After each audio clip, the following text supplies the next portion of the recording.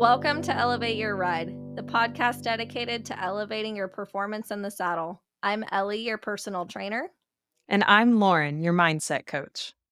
Today, we're going to talk about the warm up pen at the horse show. So, the warm up pen can be a very stressful place for a rider and their horse. And today, we want to give you guys some tools for navigating that stress. So, Lauren, why do you think people experience negative emotions in the warm up pen? This is something that a lot of us run across from time to time, but sometimes on a regular basis at the horse shows. And it can be really frustrating because you're working with your trainer and you're getting excited to go show. And then you step into the warm up pen and it feels like all of your thought capabilities just fall out the window and you just feel so much anxiety and stress. And it is so hard to then properly prepare yourself to go show, which is the ultimate goal and where we have the most fun. So, being able to figure out why you're experiencing the anxiety and negative emotions when you're in the warm up pen is going to be the first step to figuring out how to overcome it. So, a lot of times people can have anxiety in the warm up pen because of previous experiences where maybe someone ran into them. Maybe it was super crowded and they felt like they could only go a few strides and then have to stop, and a few strides and have to stop. And they just in the past have had bad experiences where they haven't been able to feel like they can accomplish what they want to. So, if something like that, where it's a negative experience that happened in the past, you need to remind yourself, hey, that was the past. This is my experience now. If I live in the past, I have a very good chance of not being able to appreciate and see what's going on in the moment because maybe now the warm up pen is empty and you can go and accomplish everything that you want to. But because you're so afraid that all of a sudden it's going to get busy, you can't appreciate the fact that it's not busy right now. So that's something that you need to look at. Was it because of a past experience, or is it because you're afraid of what people think, which we've talked about in another episode of ours about how when you step into the warm up pen, are you afraid that all eyes are going to be on you? And you feel like you have to show your horse off every single stride because somebody might think that you don't know what you're doing, or somebody might think that you don't deserve to be there, which is totally off base. You do deserve to be there. You deserve to be taking up as much space in the warm up pen as everybody else does. And being able to say, okay, I'm not going to worry about what other people think about me and just be present and mindful of what you're doing with your horse, that's going to really help you to overcome that part of it. And then another part of it is feeling just a lack of confidence with your skills with your horse. Maybe you feel like, oh man, I'm not even sure if I can navigate around the warm up pen. And that's going to be a great conversation to have with your trainer or your friends, or something that you really need to practice at home on building your skill sets. Because for that one, your lack of confidence is definitely going to be coming from a lack of skills. And the only way to improve that is by putting the time and effort in and learning how to handle your horse and giving yourself options to navigate and steer, and having a trainer that you can rely on that can help you through that process. I had a question that I was gonna lead off of it, but then you kind of answered it. I was gonna say, like, so what are the main fears in the warm-up pen? So, the fear of judgment, the fear of safety, the fear of competence. Are there really any other fears that you think people struggle with in the warm-up pen, or are those the main ones? Yeah, so those are pretty much the main ones. Obviously, everybody is unique and somebody can experience a completely different fear and anxiety. And that's going to be for them to sit down with themselves and figure out what the exact root cause is. Because by figuring out the root cause, you're going to be able to find a solution. But maybe a few others that people sometimes have a little bit of issues with is a need for control. And honestly, that warm up pin is one of the least controlling places you could ever be in because there's so many different people out there, and you really are at the mercy of what they're going to do, and you feel like you maybe almost always have to be on the defensive, which is not super fun for people who like to be in control the entire time. So by relinquishing the control of what others will do and controlling only what you can do with your horse, that's going to really help you overcome it if you're somebody who feels like you're just so frustrated because everybody else is running into you. Well, we cannot control what anyone else does, but we can control where we are steering with our horse, where we are going with our horse, what our intentions are. And I think a big part of it too is kind of giving yourself that presence of, I am confident, I deserve to be here, I know what I'm doing. And then the pen kind of respects you for that, right? When you have that anxiety, apprehension, and insecurity, the pen can feel that as well. And then people just start kind of encroaching on your space. There's definitely a way to still be polite and get your space, but be assertive in that this is my path and this is where I'm going. Don't be rude. Do it with a smile. Be courteous if somebody really wants to go where you want to go, but being able to just kind of have that energy of this is my path, this is where I'm going. I am very confident and people will respect you. I really like everything that you just said. I like that you kind of described the warm-up pen as, like, being its own not like person, but the warm-up pen has its own certain kind of energy, and you can either be controlled by that energy or you can choose to play a part in controlling that energy, and I think that's a really interesting perspective. Like, I had never thought of it like that, but it's so true. If you just kinda go in the middle and you sit down and you kinda look around and you're like, "Oh my gosh, well, this person is lunging and this person's doing lead changes and this person's hand galloping." Like, it can be very overwhelming. And then you can feel like, oh my gosh, there's no space for me. And then you just are trying to get out of everybody else's way instead of also asking that people respect your space and the fact that you're there. And it takes a lot of confidence to want to take up space in that pen. Yeah, absolutely. And that's a great point about being aware of what everybody else is doing and making a choice of, okay, am I going to flow with how everything else is flowing, or am I going to sit back and be paralyzed? Because I've obviously experienced both. I have definitely gone into warm up pins and thought, oh my goodness, there's so many lungers. There's so many people changing leads, going over poles, doing their spins. I'm going to be in the way, and then I do not prepare my horse in the way that it needs to be prepared. But then there's been times when I've walked into the exact same warm up pen with basically the exact same amount of chaos and energy going on and said, okay, I can feel the flow here. People are going to the right in this general direction. People are going to the left in this general direction. I'm going to go with it, work around it, and make it work for me. And it just gives you such a better experience. And another thing too is if you are fortunate enough to be a rainer, this is going to be an easy conversation for you because you guys all go to the right and then you all go to the left and then you all fence at the same time, which I know fencing can be a lot of anxiety because, man, to go back and forth with everybody on each side, that is a whole nother beast in and of itself. But as a whole, warming up there is pretty nice. And warming up in the all around pen with everybody going a bunch of different directions can be hard. But you will find if you can sit back, feel the energy, feel the vibe, there is a typical flow of in this area, people are going to the right. In this area, people are going to the left. And then also just being able to be extremely aware without having to see. So you're going to need to be able to feel the horses around you, feel the energy around you. And this is where I oftentimes recommend that people don't use headphones when they're riding. I know sometimes it can be nice to get in the zone and feel like you kind of tuned out the whole world, especially for these noise canceling headphones. I don't know if you've ridden in yours before, but I've definitely ridden in mine when I've been by myself, and you have no idea what's going on around you. So if you're in a warm up pen and you have these noise canceling headphones and you're listening to whatever music you want, you're not going to be attuned to what's happening around you. And so then you're going to become part of the problem because you're not connecting with the energy in order to be able to make it really a cohesive space for everybody who wants to come and play. That's a really good point. It's like you're taking away one of your senses.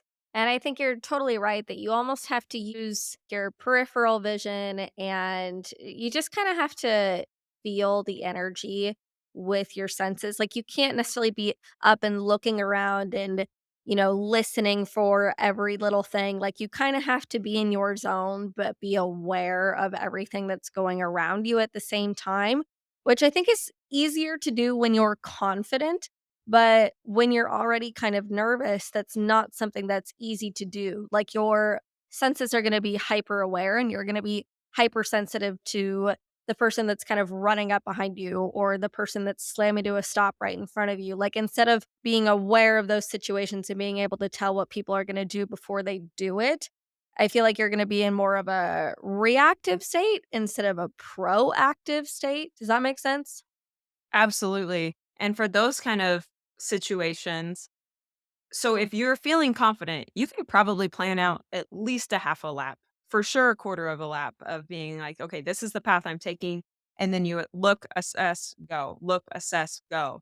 But when you are experiencing some anxiety or maybe you're apprehensive about walking into this warm up pen, make the amount of area that you feel confident into doing your maneuver smaller. So maybe look forward 10 strides and say, these are my 10 strides. That's not taking up the whole pen. That's not taking up even a half or a quarter of it. That's just 10 strides in front of you. So make it so it's a realistic amount to where you can accomplish something and you can feel confident that, okay, this 100 feet, 50 feet, 10 strides, however you would like to describe it, this is mine. I'm taking it. This is my path. Because then people will be able to see what your intentions are, use that, then reassess, use that, reassess.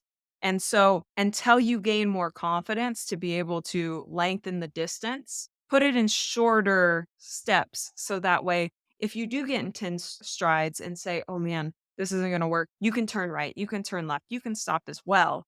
And just being able to meet yourself where you're at and then build on, that's gonna be really huge in developing that confidence in the pen. Obviously, much easier said than done, but also much easier to do on a broke horse than a green horse. So what do you do with your green horses when you're in the pen and you're not quite as confident of, okay, if I need to slam on the brakes, I might not have any brakes. If I need to push on the gas, I might not have any gas. My horse might spook at the horse on the lunge line just because they haven't really been here before. Like what do you typically do with your green horses? Absolutely. Great question because each one is going to be different because when they're a green horse, they are as much of an individual free spirit as anything you will ever encounter. So that's where you as a rider have to take 100% responsibility for whatever situation you're going to put your horse into. You need to look at the warm up pin, and if it looks unmanageable, you have to make the right call for your horse to say, this is not going to be productive. So I am not going to participate in this situation. If that means that you have to scratch a class one time because the warm up pin is a complete mess, it's 100% worth it versus trying to say, no, I have to enter this class, even though there's no way I can warm my horse up at all. And it's not worth it in the long run. So for me, I absolutely assess the situation and say, "Is this going to make my horse better? And if not, what am I willing to do about that?" But let's just say that that's not an option. Warm-up pin looks manageable. That's also where the responsibility is still going to lie on me to put them in good positions and be twice as confident in myself as if I was riding a broke horse. Because when are riding a green horse, they're relying on you. They need you to provide that trust and stability that, hey, we're going in this gap. It's going to be a little tight, but I know that we can make it. They'll feel that in you and say, okay, all right, if you think we can, mom, we're gonna do it, right? And so that's where having a relationship with your horse and knowing what they are and aren't capable of is gonna come really in handy. But just the biggest thing is setting them up for success.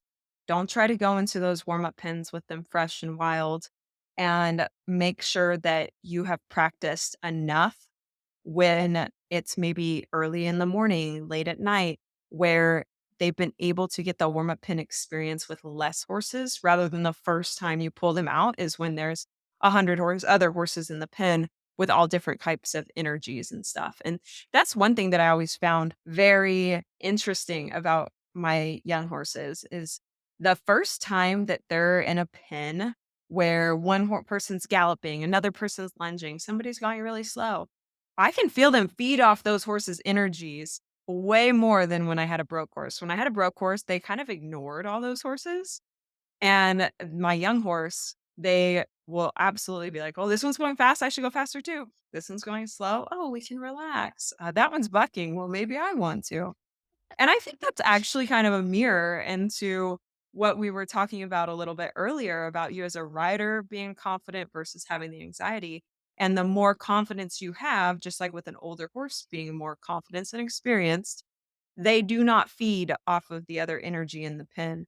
So maybe give yourself as much grace and support as you would a young horse when you're trying to learn how to be the master of the warm up pen. That's a good piece of advice. Are you looking for that extra competitive edge, struggling with show pen anxiety, or looking to set and achieve meaningful goals with your horse?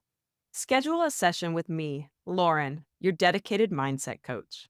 As an experienced competitor, I understand the mental demands required to excel at the highest level, and I'm here to support you in building a plan to help you stay accountable and reaching those goals. For more information, check out laurencervelli.com or click on the website link in our show notes. Let's work together to elevate your ride. So, another thing about kind of the younger horses, obviously now you're in Oklahoma and at a barn with other horses, but before when you were in California, you just had your 2 horses at your property. You weren't riding around with other people and you were pretty much just DIY. You didn't have a trainer there riding around with you. You didn't have other horses to ride next to your horses. Like it was just you and your 2 horses and that was it. So did you feel like that was a challenging transition to then go to a horse show when your horses were not used to riding around with that at all at home? Oh my goodness, 1,000%. It was a really difficult transition because the biggest thing, like I said, is them feeding off of another horse's energy and not being affected by it. The difference that I've experienced by being able to ride my horse every day now with other people riding around me versus when I rode by myself and then took them to the horse show for a first time in 6 months when they hadn't even seen another horse, it's night and day. These horses, now that I ride them all the time, they don't even bat an ear when another horse goes by them. Whereas my other horses, I could feel kind of a little hump in the back or a little kinda look and flick of the ear, and, it was way different when I was alone with them. And I just think it's so cool if you have the opportunity to ride with other horses. They don't even have to be doing the same discipline, but being able to ride around other horses and control and influence your horse's emotions so that way they are not influenced by the other horse, that's gonna set you up for so much success. And it was a game changer being able to come out here and ride with other people. And also too, you have to learn to react to what other people are doing in the pen because that was also something that I personally struggled with was let's just say my horses because that usually them reacting would only last maybe a day or two. But especially like in the trail pen, I would go over an obstacle and then somebody else wants to go over the obstacle and you are thinking to yourself, well, who has the right of way? How do I signify that I have the right of way or that that's my intention? Because all you've done is ride by yourself. But when you get to ride with other people, you begin to learn, okay, this is their turn. This is my turn. You can learn to feel their intentions. And kind of like I talked about earlier with that energy, you can feel the energy of the pen, the energy of the ride, the energy of the horse, and where they're going to go with it and so it just makes you a much wiser rider by being able to ride with other people on a regular basis. So while it was fun to ride alone and be able to experiment and do things, it is so much more fun. And I think it's so much better for my horses now that I'm riding with people every day. So what did you do back then to kind of gain some exposure for your horses? Did you haul out? Did you have other people haul in? What did you do at home to make it an easier transition when you went to the horse show? I really wanted my friends to haul in. I really did. I thought it would be so fun. I'd make lunch, we'd hang out, but I lived in the middle of nowhere, and so I had no friends that would come over. So if I wanted to get my horse experience, which I did, I would haul to other people. I would haul to other places. So I had and again, going to the different disciplines is good.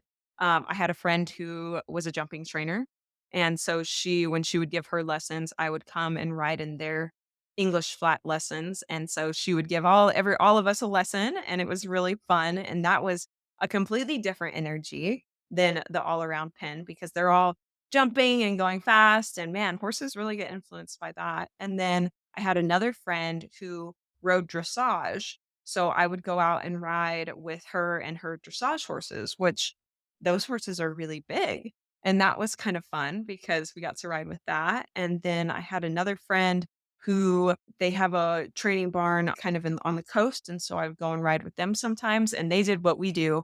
So that was kind of nice because they could give me lessons and I was able to kind of do the events that I like and enjoy, but be able to do them with other clients and stuff. So it definitely took a lot more effort and creativity, but it was really a fun experience to be able to see all the different disciplines and take a little bit of something from all of them and appreciate just how much everybody works and loves their horses no matter what they decide to do with them. I like that you wouldn't just go and ride with other all-around people because even though at the breed show level, we aren't typically riding with the dressage riders and the jumping riders, although sometimes there are jumpers. But once in a while, you might go to a big show and there might be a horse with a cart, or there might be a reining horse, or there might be a ranch horse. So I think that it, I think that that was smart to not just go and ride with other quarter horses who do exactly the same events that you do. Thanks. Yeah, I agree. I think it's good for your horse, it's good for you, and it's just also fun because you get inspired by somebody else doing something different because there's always something that we can learn from them. And so being able to just kind of add that to the repertoire was really, really fun. Yeah, or like at Sun Circuit when the Amish people ride by with the horse and buggy and your horse might be broke to that, it might not. Absolutely. Yeah, it's just good. The more you can expose them to. I always am of the thought process that a broke horse is a good horse. And so the more I can show them, the better off we're gonna be. And just like in the warm-up pen, the broker your horse is and the more that they trust you, the sky's just the limit for you. Right. Hey, Elevate Your Ride fans.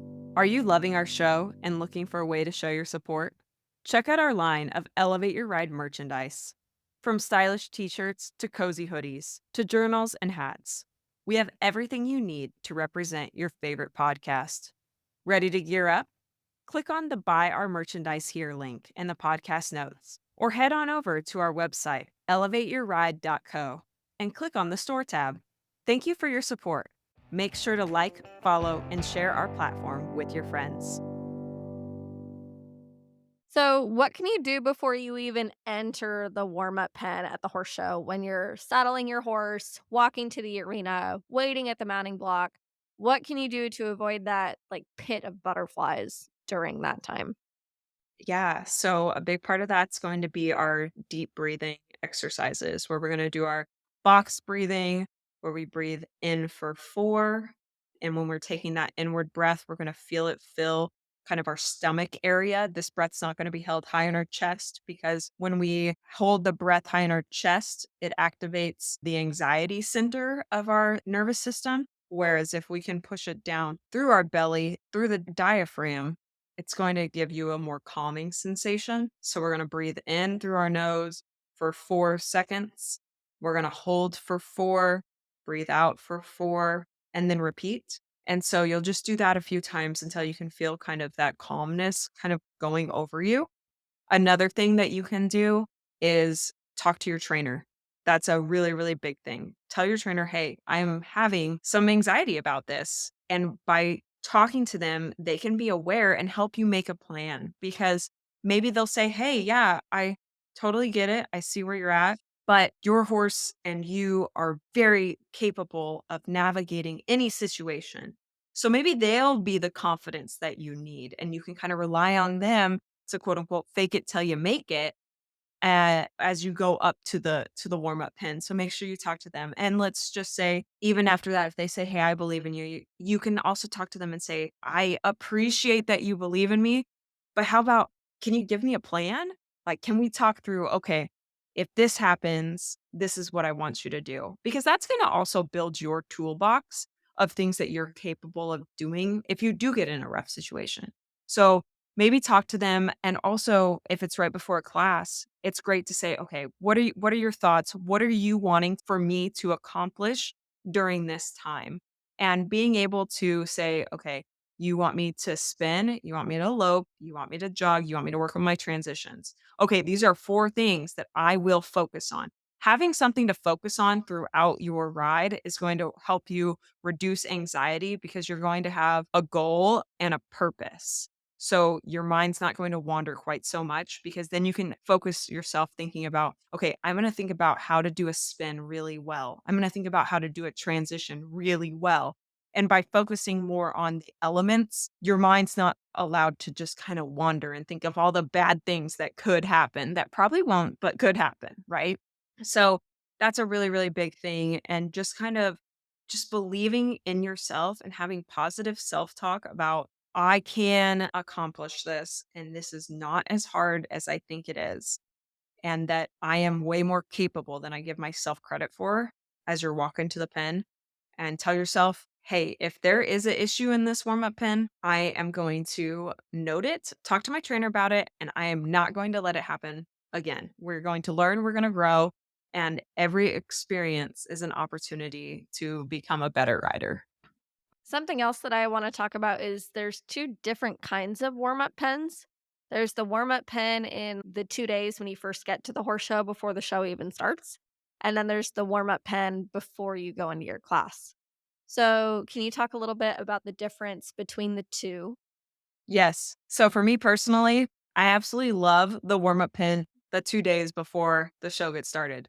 People are excited to see each other, everybody's catching up, there's a lot more chit chat, it's fun, it's laid back. Yeah, it's kind of busy, but you don't have that sense of urgency, right? It's, well, if I take an hour and a half because I'm talking to so and so, or I'm waiting for this area to get clear or whatever, it's okay. It's no big deal. If I get it done in 30 minutes, awesome. If not, I have all the time in the world.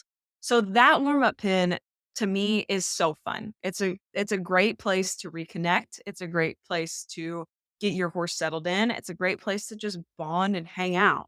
And I love those days and I love that time. But when it's time for showtime, the warm-up pin changes. You still have a little bit of chit chat, but it's a lot more serious. It's a lot more intense. It's, we are here for a purpose. Our class is in 3.5 minutes. So we have 3 minutes and 20 seconds to accomplish what we need to do, because we are here to win. And we are here to have the best ride that our horse is capable of giving us. And we're going to do it. So the vibe completely changes. It goes from one that is kind of hang out, cool, having a good time, to one that is very serious, very intentional, and very focused. And so being able to transition between the two is going to be huge, because if you try to bring that kind of relaxed vibe to right before you show, you're going to probably get run over. And if you try to have that intense vibe on the very first day, you're just not gonna have a good time. I mean, maybe you can, but it's not gonna be quite as fun as if you would just kinda ease into it, and so that's what I've always felt the different vibes are. What do you think? I mean, listening to you talk, it made sense, but I actually think that, like, the warm-up pen that I have a harder time with is flipped. I have a harder time with the warm-up pen, like, the first couple days into the horse show, like, before the show starts. I don't really struggle with the warm-up pen right before I go into show. I have a hard time, like you talked about controlling, right? I wanna be in control of everything. I can't control the trainer that's running around and doing lead changes on their green horse. I can't control the little youth kid that's trying to hold on to her horse that's zipping around in circles. I can't control the novice that's hand galloping around, right? Like there's all those things and all those pieces that I can't control. And I walk into the warm up pen, and instead of zooming in onto me and my horse, I tend to have the problem of zooming out and looking at the warm up pen as this whole giant chaotic picture. and I have a really hard time focusing in, like, the first couple days and being like, "Nope, like, I'm here for a job. I have confidence in my ability and my horse's ability to get that job done." And all the horses are usually a little bit more chaotic on the first couple days, and I have a hard time with that. But then once I get past, like, the first 1 or 2 rides, then I'm usually just fine. And then the only time that I'll really get nervous, like, before the pen is if I feel like I'm doing something that's outside of my ability. I don't really get nervous if I'm doing something that's a little bit past the horse that I'm riding's ability. I don't really know why that is. I think it comes from I have a little bit of like an underdog mentality. Like if the odds are kind of stacked against me, I tend to perform better. If the odds are supposed to be in my favor, then I get really nervous and I kind of shut down and I underperform. And I think that's from fear of I don't know if it's fear of success or fear of failure. I think it's fear of failure. I'm fearful of failing when I put 100% of my horse's effort and my effort out there. I get a little nervous. So maybe that's something that we can dive into at some point on another episode.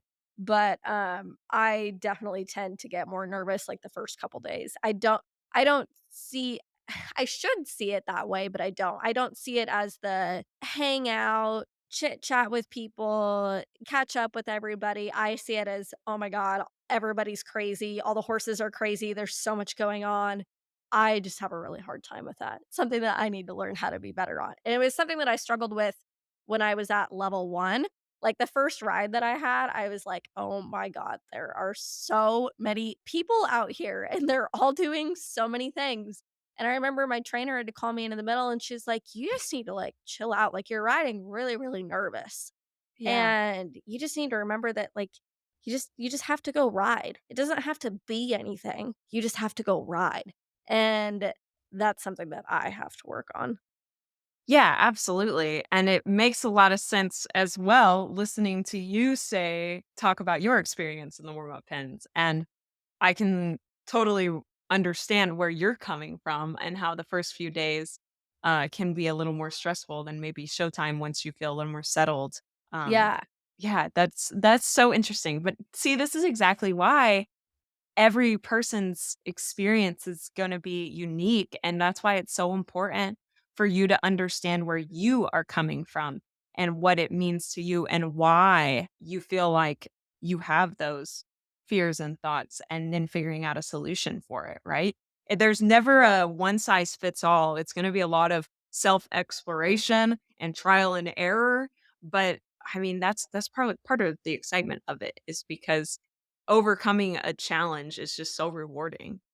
Oh yeah, for sure. But it's still scary. Um, so what can you do when you're in the warm-up pen and it starts to become really overwhelming? Kinda like I described, there's just a lot going on. What can you do to kind of resettle yourself? I know that ideally you do the box breathing before you get on, you kind of visualize how your ride's gonna go. But then what if your pre-ride routine doesn't work out real well and you're in the middle of your ride and you're like, "Oh my god, there's a lot going on." How can you regain that control? Yeah, absolutely. So the biggest thing is don't just keep going because a lot of times we think, well, okay, I'm really nervous, but I'm just going to keep going and I'm just going to keep doing it. And I'm going to go and go and go. And then it's almost like winding one of those tops, right? Where it just gets Yeah. tighter and tighter and tighter. And then it just goes crazy. So if you can take a second to just stop, take a breath or stop and just tell yourself, is it really as chaotic as I am feeling? Take a look around. Maybe look at somebody who you know is an extremely confident writer and just watch them for a second and look at the way that they own the pen and watch them just be cool as a cucumber and say, okay, I am going to be Ellie Stiller today and I'm going to ride like her because she's strong and she's confident. And I know that she knows what she's doing. So I'm just gonna follow her around and I'm gonna follow her lead and I am going to be confident too. Another thing that you can do is just again stop, take a breath, and go talk to your trainer. Say, "This is the struggle I am having. Can you give me more bite-sized things to work on where maybe I don't have to do something quite as intense at this moment because I need baby steps to rebuild my confidence. And then we can move on to the more advanced things. But by trying to push through frustration and just say, I'm going to bulldoze my way through it, you're not going to be able to accomplish much that way. You're just going to be setting yourself up for frustration and failure. So being able just to take a second, stop, look around, ask for advice, get some inspiration, and then start again. I like that a lot, but I don't think people should look to me for confidence in the warm-up pen. Well, by the time we're Maybe done, someday. yeah, exactly. I was gonna say we'll do a little Yeah. bit of mindset coaching, and then they'll be able to be inspired by the way you take control. Yeah, look out, warm-up pen. I'm coming for you. Yeah. Hi, everyone. It's your personal trainer, Ellie. If you're looking to become a stronger, more balanced, and flexible rider, I'm here to help. I offer virtual personal training sessions and customized workout plans that you can complete on your own. As a fellow competitor, I understand the physical demands riding requires, and my goal is to help you perform your best for your horse, whether you're preparing for a show or just want to improve your everyday rides. Visit lopeanddowntherailfitness.com or click on my website tab in the notes of this podcast episode to learn more. Let's work together to elevate your ride. So, what are some long term solutions that people can implement into their daily routines to help overcome some of that warm up pen anxiety and stress? Like, what can you do at home?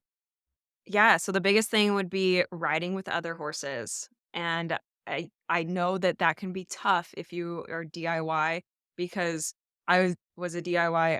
I mean, I still am, but a DIY where you ride alone, you're just gonna have to make an extra effort to go out and ride with other people, maybe every other Saturday, 1 Saturday a month, or every Saturday if you can, but go ride with other people. I know it's a pain to have to load up and haul someplace, but you're gonna have a good time and you're gonna appreciate the skills that it's giving you. So that would be something that if you ride alone a lot is gonna be huge for you. Another thing is if you ride with a trainer, try to schedule your lesson with other people. Ask for a group lesson. That's a great way to be able to incorporate taking instruction from your trainer in a busier environment because sometimes that becomes difficult to listen to what they want you to do while you're surrounded by so much chaos. And so by being able to do a group lesson, you can kind of learn to listen and learn to navigate all at the same time.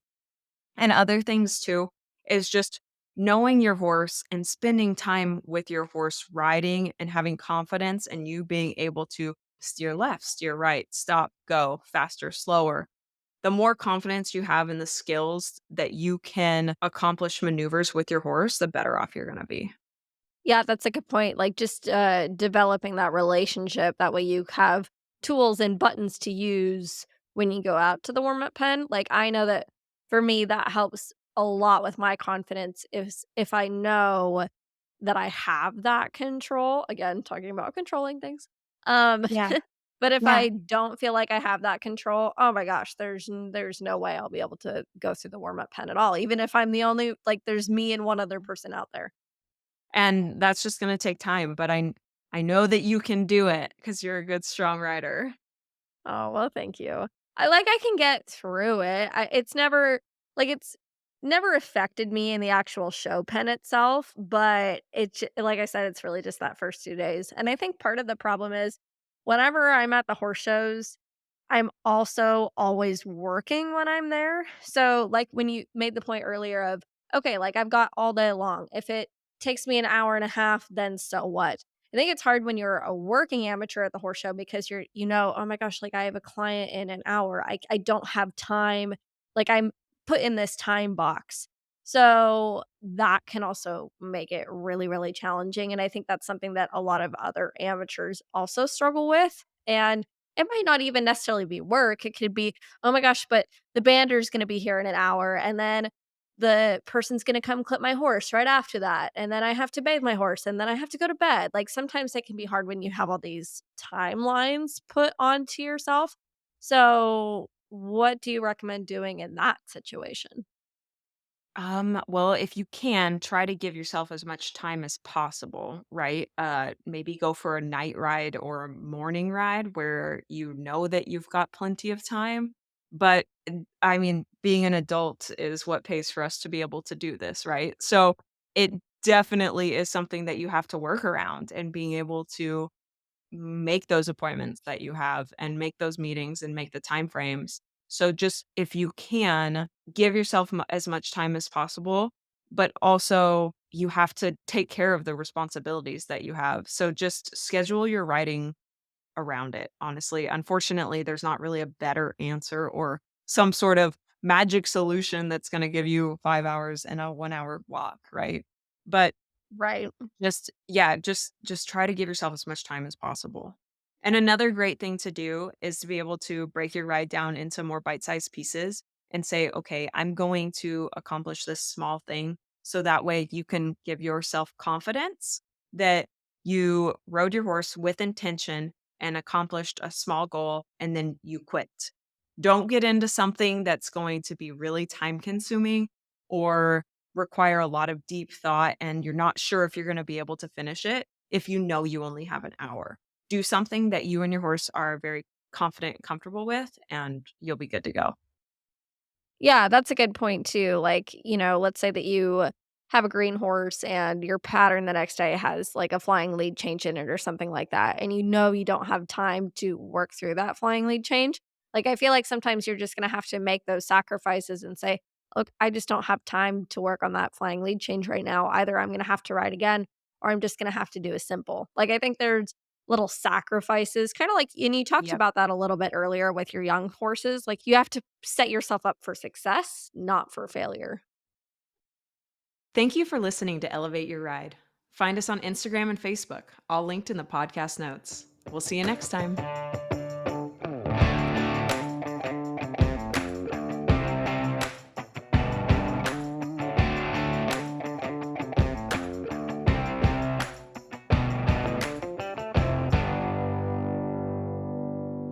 The information provided by Elevate Your Ride is for educational and informational purposes only and is not intended as medical or professional advice.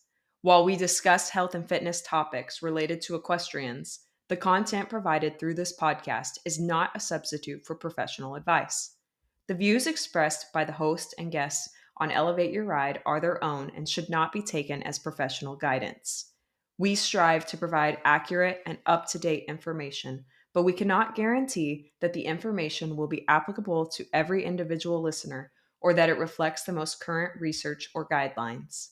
Before making any changes to your health and fitness routine, we strongly recommend consulting with a qualified professional who can provide personalized advice based on your individual needs and circumstances. Elevate Your Ride and its creators will not be liable for any direct, indirect, consequential, special, exemplary, or other damages arising from the use of information on this podcast. Thank you for listening to Elevate Your Ride. We are committed to providing high quality content and appreciate your trust in us as a source of information for your health and fitness journey.